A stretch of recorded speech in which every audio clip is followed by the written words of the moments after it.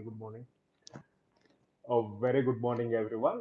So, welcome to our final club, final 5 a.m. club of this week, right? So, I hope you guys are all ready. So, let's start with meditation. We'll spend 5 minutes towards meditation and then we'll go ahead with our book club review, where I'll be reviewing the genie within the subconscious mind, your subconscious mind, our subconscious mind. We'll continue from where we stopped yesterday, laws of subconscious mind. Very interesting topic. Let's see what we're going to learn today. So I hope you guys are all ready. Let's go ahead.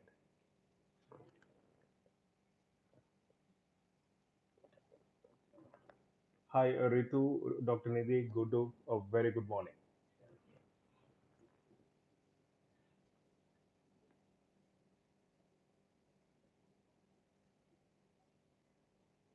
So try sitting in any relaxed position.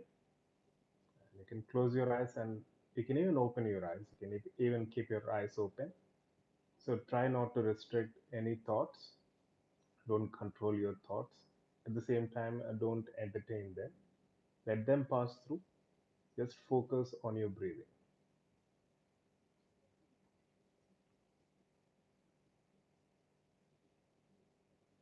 So this exercise is to make sure that we are entering into alpha state, which is considered as a doorway to your subconscious mind.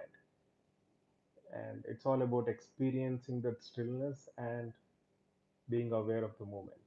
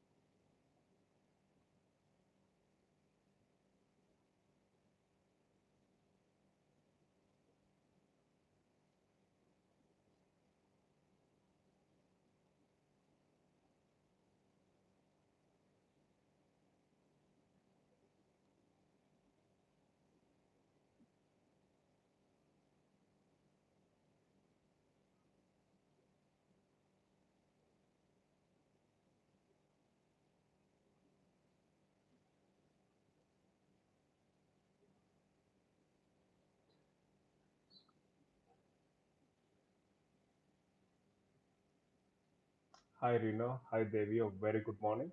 Yeah, so let's hello Tiger. Yes, Tiger. Let's hello Tiger to continue his meditation. But let's carry on with our book review.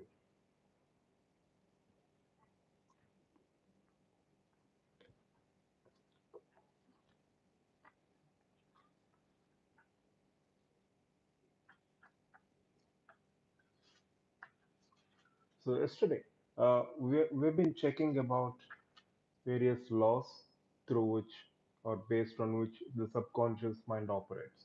We've seen about the importance of repetition, how associating emotion with a particular action is going to have a profound effect, and also how subconscious mind operates in the present moment. Best example is if you think I will be happy, that will or that future usually never happens. Rather, if you say to yourself, I am happy, your subconscious mind understands and accepts the fact that you are currently happy. And also, one dominant concept at a time. That's how your subconscious mind operates. That is, if you carefully observe, you cannot be happy and sad at the same time. So, we all have a choice. So, when yesterday's there was breaking news regarding the exam date announcement or postponement, yes, there are some who are worried or frustrated, but you can overcome that by giving or feeding one positive thought to your subconscious mind because you cannot be both happy and sad at the same time. So, which feeling you want to experience is completely in your hands. And also, we have seen about expectation, about placebos, how they actually work, the basis of it. And today we'll continue with uh, other laws governing the subconscious mind, reverse effort. So we'll start from there and then we'll move on and we'll see till what extent we can cover today. And also, there are some tips on different methods of relieving stress. I'm sure these will be helpful for you guys. Hi, Swatina, a very good morning. So, reverse effort. You cannot sleep. The more determined you are to sleep, the more you wake up. You're near winning a golf trophy for the first time. There is just one more hole. You tell yourself to ignore the water in front of you, but the harder you try not to think of it, the more you think of it. You choke and your shot goes in water. These are examples of the law of reverse effort. Let me give you another example. Right now, do not think of monkeys. I'm repeating, right now, please do not think of monkeys. The first and foremost thought that comes across our mind is monkey. So these are examples of the law of reverse effort. The law is subtle but critical. I will explain it in two slightly different ways. First and foremost, over a century ago, Emily Cow wrote, when will and imagination, that is, your conscious mind and subconscious mind, are in conflict, it's the imagination or subconscious mind that always wins. Take the example of trying to recall a name of someone coming toward you. You know her name, but it escapes you just now. You are with another friend who you will have to introduce to the woman coming toward you. You fear you will be highly embarrassed because you should know the woman's name. Trying to recall her name frustrates you, and the harder you will yourself to recall her name, the more frustrated you become. The fear, which is there in your subconscious mind of being embarrassed, overrides the will, that is conscious mind, to recall the name. I mean, we need not have these examples because Viva, which we all face in our undergraduation or post graduation, is the best example. It's not that we don't know the answer to that particular question. I mean, yes, there are questions which we don't know, but some of the questions which you know the answer, but you're not able to answer at that particular moment because your conscious mind is gripped in fear, right? Or any negative feeling or panic attack. So once Yeah. You know what? Once these feelings, once you start having these feelings, you're transferring those feelings to your subconscious mind. So ultimately, what happens is, even though we know the answer, we fail to answer that in that particular Viva context, because ultimately, whatever dominates your subconscious mind, uh, that will be manifested. So as simple as that. So the fear of being embarrassed or failing overrides the will to answer that question. However, the woman passes you, apologizes that she is in a hurry and cannot stop. You are relieved. You relax. You stop imposing your will, and her name pops into your head. So once you are relaxed, or at least you feel relaxed, things work out eventually. Emily Coe described it in mathematical terms to make a point. He said the power of imagination, that is subconscious mind, is equal to square of power of will, that is the conscious mind. For example, a conscious mind power, if it is 1, subconscious mind power will be 1. Conscious mind power, if it is 3 units, for suppose, subconscious mind power will be 9. So if you're afraid, if you're transferring feelings, if you're giving inputs to your subconscious mind, they will be simply be exaggerated at square rate, as you have just seen. So if you feed positive inputs, so there will be a similar effect. So therefore, the more effort you put into your will, the more the power of your imagination increases, and at an escalating rate. Thus, the not remembering wins. The more you consciously will something, the more you increase the opposing power. The trick is to not will what you want. The trick is to let it happen. Your conscious mind must allow the subconscious mind to do it. Your conscious mind must remain passive and detached. This is a difficult thing, but with exercise, with practice, you know, you'll overcome and you'll eventually allow your subconscious mind to get the things done. The second thing is, whenever you will yourself to do something, you also harbor a fear of failing. Fear is a very powerful emotion. If your fear of failure is stronger than your will to succeed, fear wins. This is what usually happens in majority of the instances. In majority of the instances, taking entrance for example, if your fear of failure is stronger than your will to succeed, fear wins. The fear of failure is accepted by your subconscious mind, and it overpowers your conscious determination to succeed. See, consciously, see, if I ask you this question, like, oh, do you want to succeed in upcoming entrance? Your conscious will, or you have that willingness, your conscious mind says, yes, I want to succeed. But deep inside, when we say deep inside, that is at subconscious mind level. If you have that fear of failure, you know, that's a very powerful emotion, as you know, fear, evolutionary reasons. So at subconscious level, if you have that self-doubt, if you have that fear of failure, it predominates your conscious mind, no matter how much willingness you have. Because whenever there is conflict between subconscious mind and conscious mind, as well, just think your subconscious mind always wins. Consider the following mental demonstration. Picture a wooden plank 4 inches wide, suspended 6 inches above the ground. Go ahead and walk the plank. Easy. Walk it backwards and sideways. Easy. Okay, now imagine the same plank is suspended between two skyscrapers 30 stories high. Now walk the plank. It's harder, isn't it? Yet it is the same plank, same task, but now there is a huge element of fear. What if I fail? What if I fall? I'll be killed. It's frightening to look down. Anybody could slip walking on this narrow piece of wood. No matter how much you will yourself to walk across the plank, the fear is stronger. The walk, to walk the plank now, you need a higher degree of confidence in your ability, enough to expect to walk the plank successfully. You're playing golf and are teeing off in front of crowd. You want to look good, but you fear mishitting the ball. The more you will yourself to relax and hit the ball 250 yards straight down the fairway, the more tense you become and more likely you are to slice the ball. Tiger Woods has so much confidence that fear is not a factor.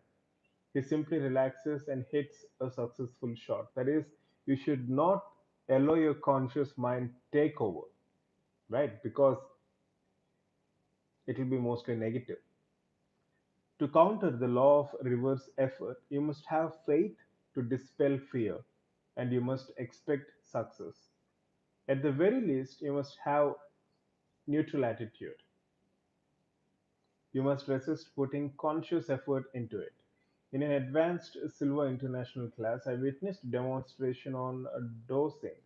I told my wife about it when I came home and she suggested I repeat the demonstration for her. I was still pumped up from the class and I was confident if the instructor could do it, I could do it. First, I went out of the room and my wife hid my car keys. When I came back, I held up one of my dowsing wires and it pointed. I walked in that direction, holding both dowsing wires. When I passed over a bucket of Japanese persimmons, the wires crossed.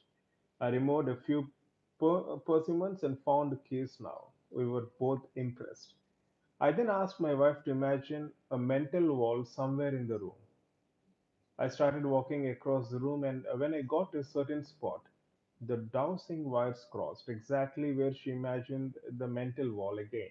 Wow. Next time I lectured, I thought I would give this demonstration, but the following thought came into my head. If I fail, I will look foolish and the class will lose confidence in me.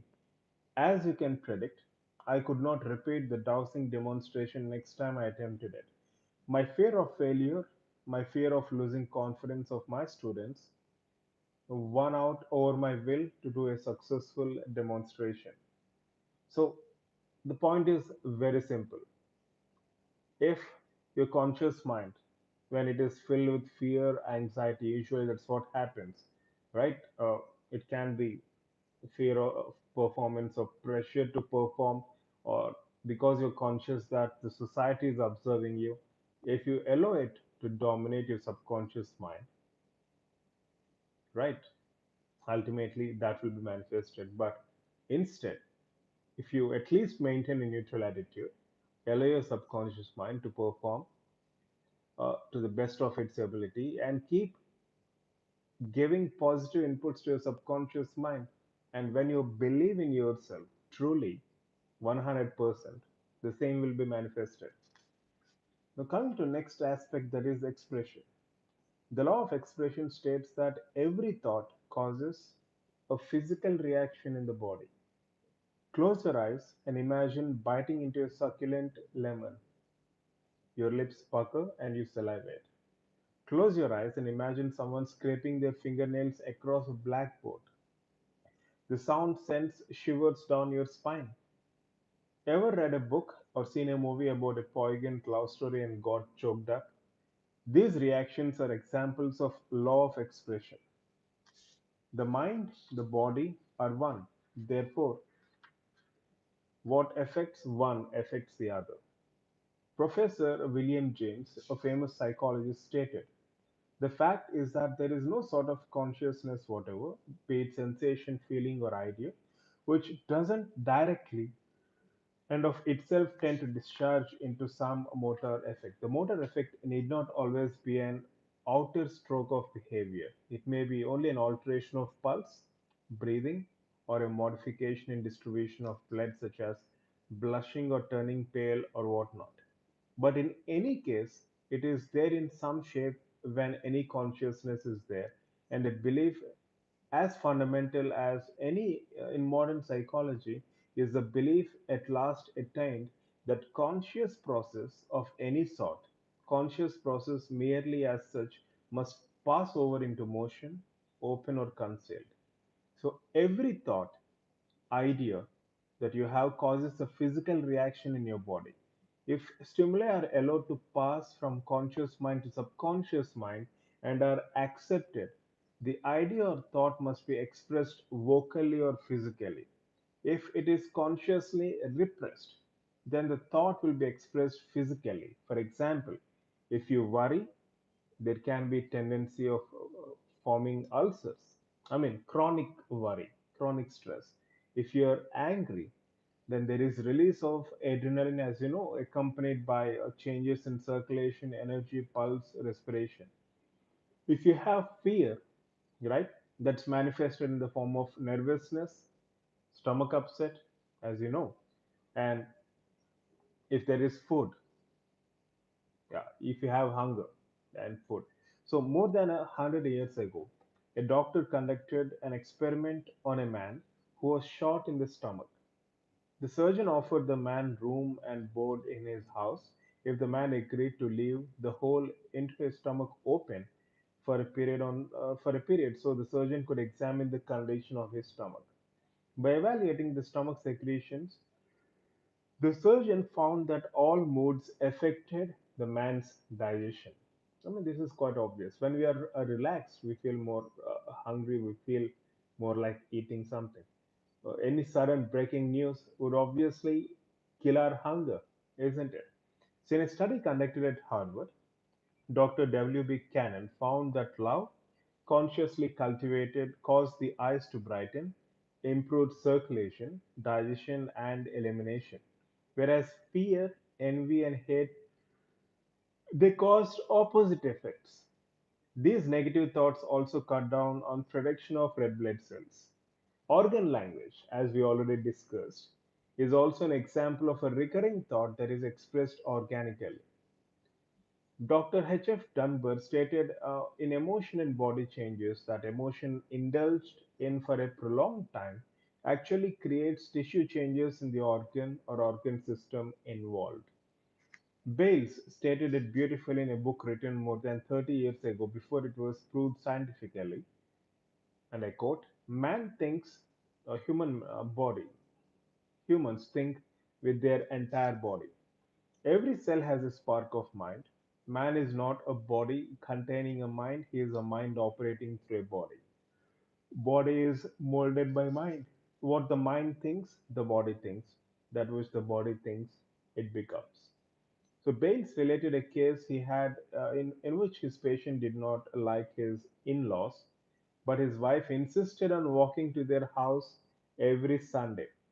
The patient repressed his dislike, and since every repressed thought has a physical reaction, right? He developed arthritis to the extent he had an excuse to stay home. So, if there is any powerful thought, because subconscious mind in this context accepted that disliking towards in laws, so it has to be expressed either through words or physically. Since maybe because of his love towards wife, he couldn't express it vocally in the form of words. So, that fear or that dislike manifested in the form of a physical reaction that is arthritis. So today there are many books written for the layman on mind or body link. A few of the well-known authors include Borsinko, Pert, Dossi, Chopra, Pelletier, etc. Doctors Pert and Dossi describe in their books how all our cells talk to our subconscious mind. Remember the old saw, if you're not happy, act like you're happy and you'll become happy. And let me repeat, if you're not happy, act like you're happy and you'll be happy. Well, medical science has proven the old axiom. Organic compositions similar to those used by the brain to think are found in all cells. So, communication is both ways, that is, brain to cell and cell to brain. If you think you're unhappy, you act unhappy, you frown and act glum. But if you act happy or when you are sad, the neurotransmitters from cells in your body travel back to the brain and change its mood to happy. So we have something called as the natural energy cycle, that is energy, thought, expression, rest. In this natural energy cycle, the first one is your body stores energy. The second one is the conscious mind gets a strong thought. The third one is you express the thought. The fourth one, the body relaxes to restore its energy. I'm sorry, Tiger. You can just look at this cycle. This is what I'm talking about. the natural energy cycle. You can see energy, thought, expression, rest. So this is considered as a natural energy cycle. So in this context, as you can see, let's look into what's expressed energy and then we'll see what's suppressed energy. So in this natural energy cycle, the first one is your body stores energy. The conscious mind gets a strong thought. You express the thought. The body relaxes to restore its energy. Expressed energy. So what's this all about? Look at an age-old example. A caveman, early man, wakes up after a restful night of sleep. So he has stored his energy. He's restored his energy. He sees a saber-toothed tiger browsing outside his cave. He is immediately concerned for the lives of his family and himself. So he has a very strong thought. He gets an adrenaline rush. His body responds with fight or flight reaction. He must defend his family, so he elects to fight. After much spear waving and a skirmish, the tiger is driven away. The caveman has expressed his idea to fight off the tiger with directed action, that is, fighting the tiger. That evening, he is at peace and regains his energy with a night of restful sleep, and the cycle starts over. Directed energy is an orderly, healthy release of physical and emotional energy.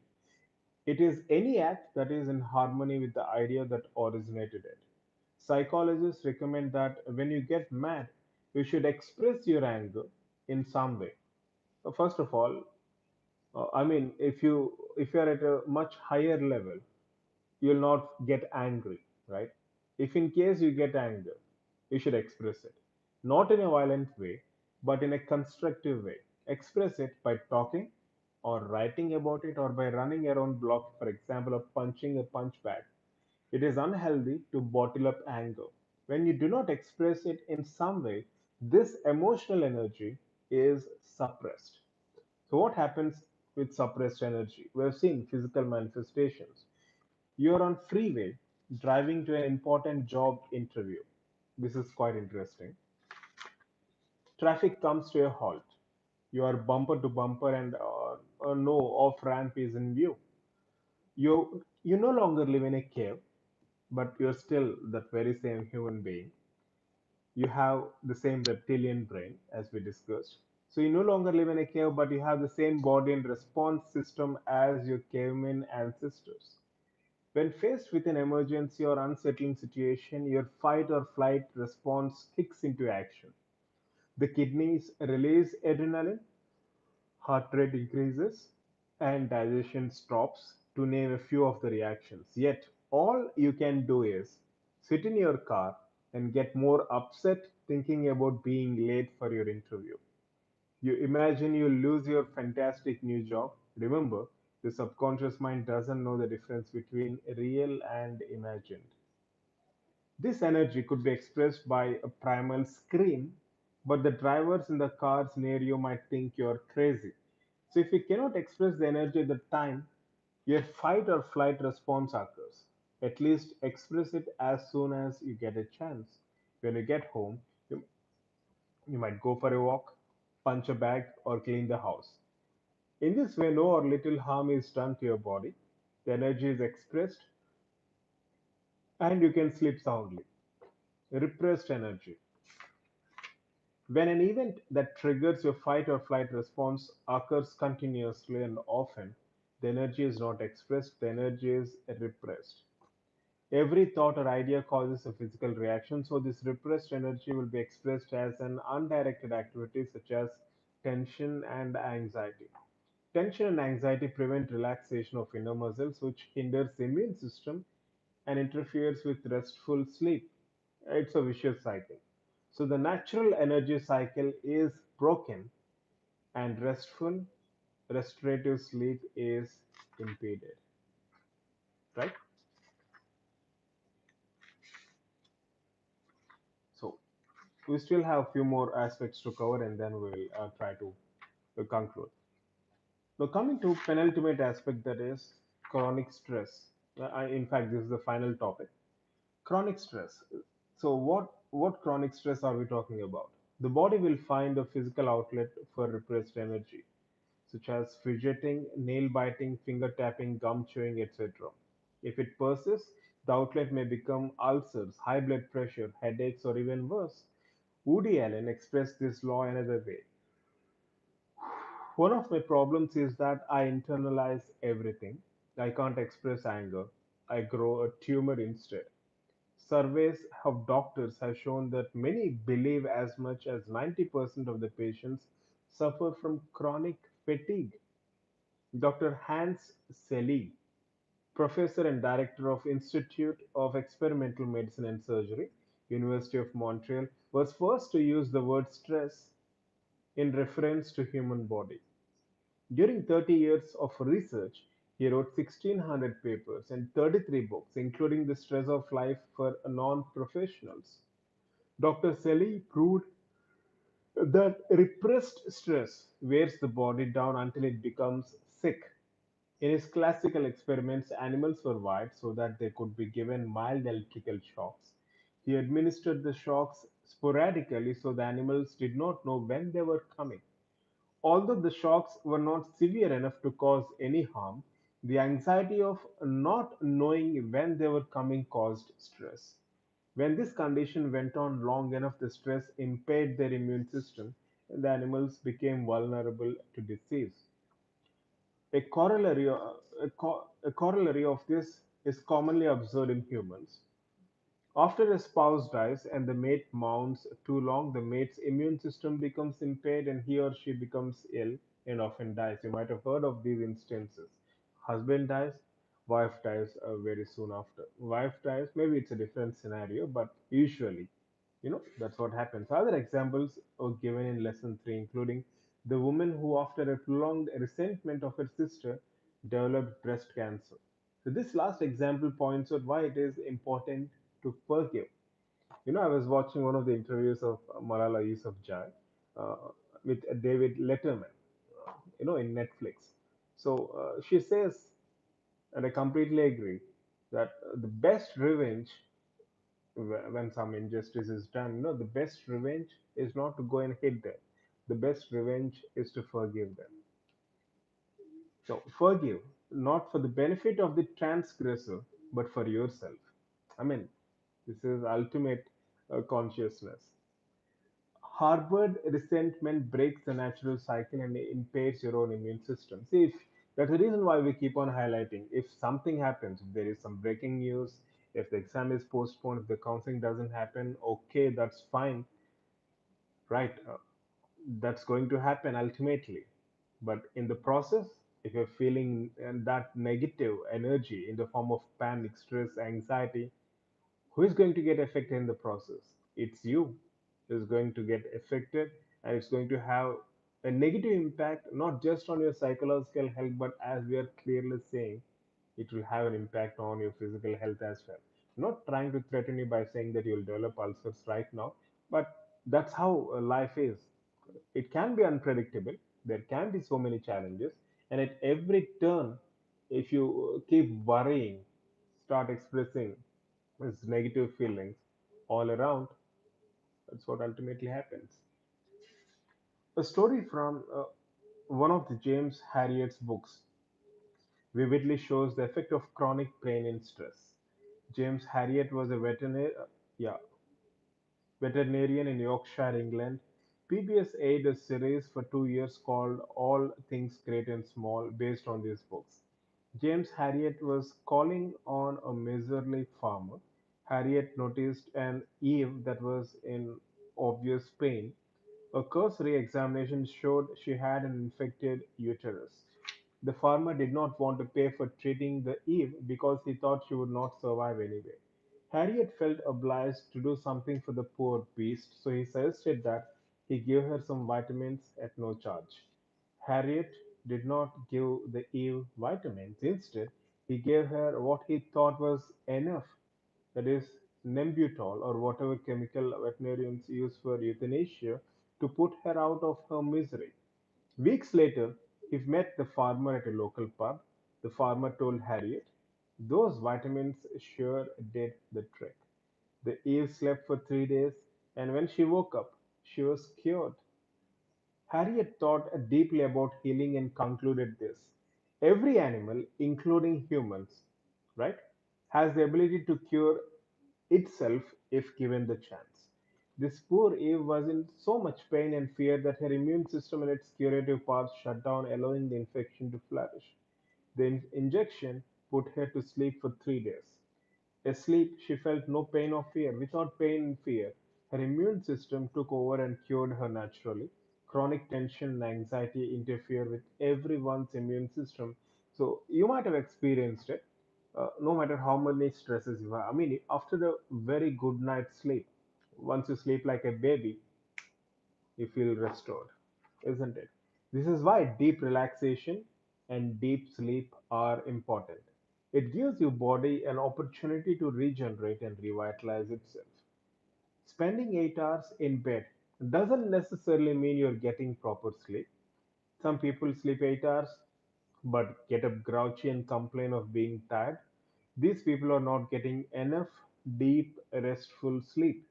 They are not fully relaxing the inner core muscles. These inner muscles are relaxed through your subconscious mind.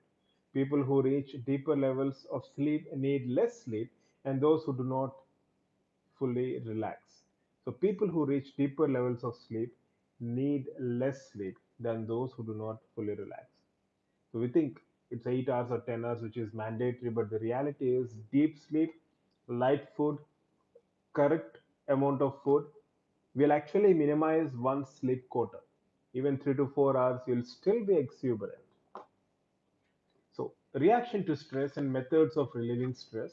I think this will be more apt to conclude with. Dr. Selly found that the reaction, that is, the fight or flight response, or as he called it, the general adaptation syndrome, to stressful stimuli is same for everyone.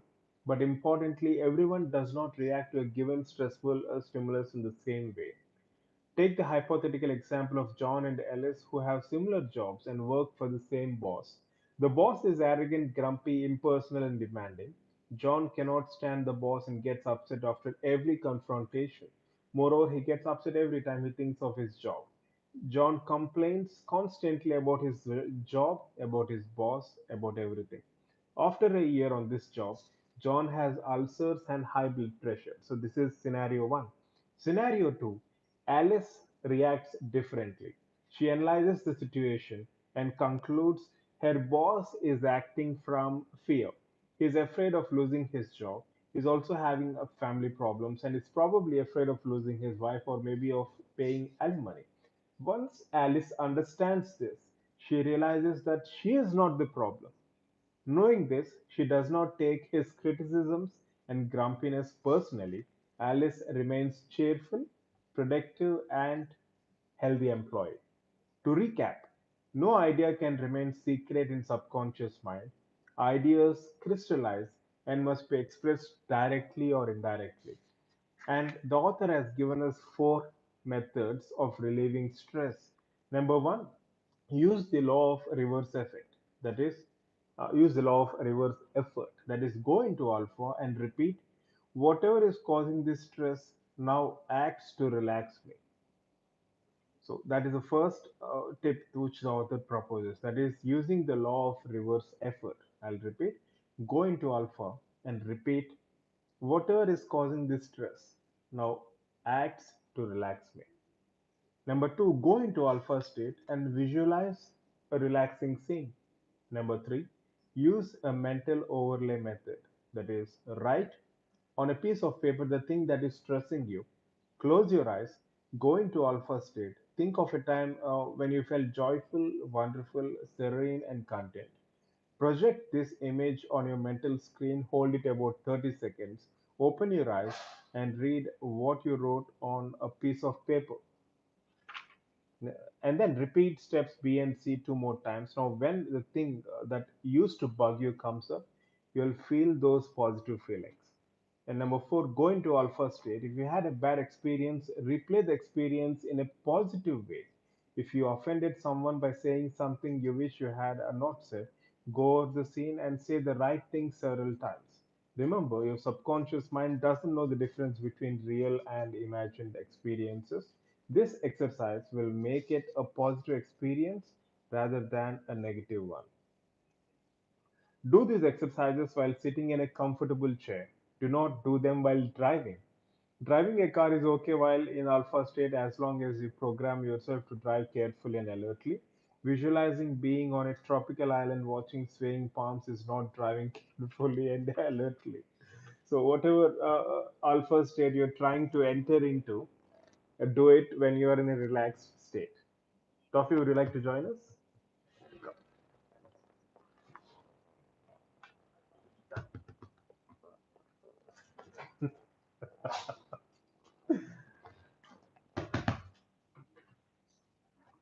Okay.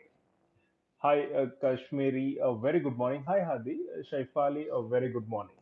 So, these are the topics which I wanted to highlight today. So, as we have clearly seen, so there are certain laws which govern the subconscious mind. We have seen the law of reverse effort. Murphy's law seems closer to Murphy's law, even though it's different.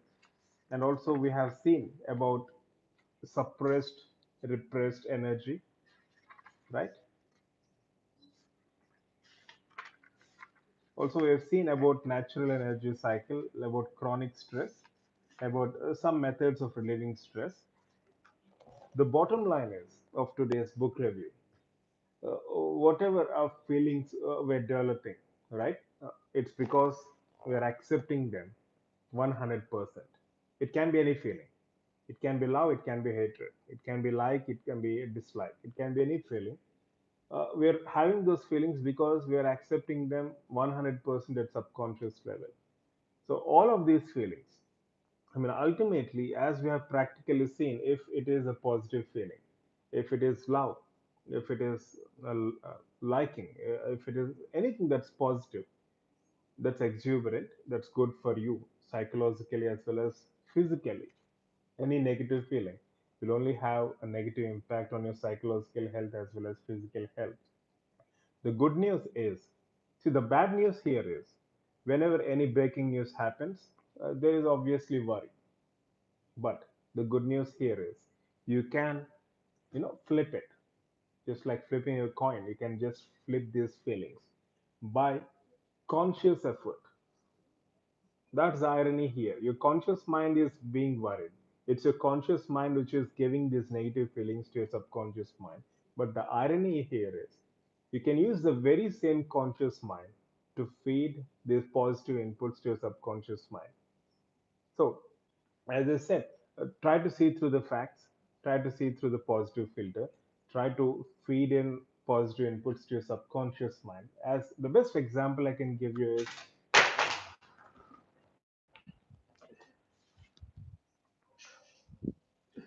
I'm really sorry. So we have some issues. Yes, we have some issues with the tripod. We are getting it done, and will not have repetition again. So the point is, Toffee, would you like to join? So the point is, as we have seen yesterday, so it was very challenging about getting to know about the postponement of exam. But instead of worrying or panicking, if you, oh, is it in June? Oh, I think it got June. I'm sorry. I'm really sorry, guys. Okay, so what is yesterday we have seen about breaking news and all. I know we're all worried. Some of you were worried, if not everyone.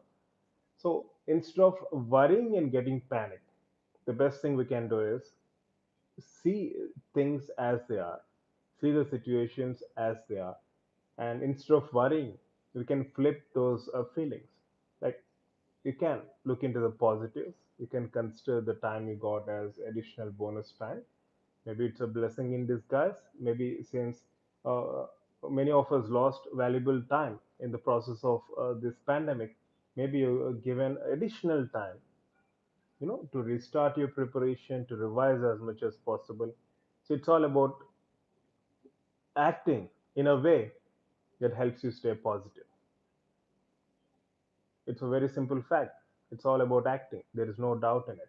Because I mean, if you get carried away by all the things that are happening out there in society, unfortunately, what's happening out there, it's not the fact. What you see in social media, it's nowhere near to fact. Whatever you see in Insta, it's nowhere near the fact. They're all filtered. You know, they're all made to feel us in a specific way. But we should be able to see past that. We should be able to see the fact. So, as we have discussed yesterday, the exam has been postponed because the counseling was delayed, because of the current extraordinary situations we are in. So, if you can see through the facts, accept the reality, and keep telling yourself that everything is going to be fine, then you have nothing to worry about at all, right? So, with this, let's conclude this week's 5 a.m. club. And in the coming week, we'll come up with a new schedule and we'll definitely continue our live sessions. We'll get back to you with a new schedule. I hope you enjoyed this book review. And you have any queries, you need any assistance, always feel free to get back through mail 24 by 7. Right? So, wish you all the best. Love you all. I really appreciate you all joining us early in the morning. So, I'm sure you'll have a fantastic day ahead. So, take care. Good night. I'll see you tonight in our final dinner session of this week.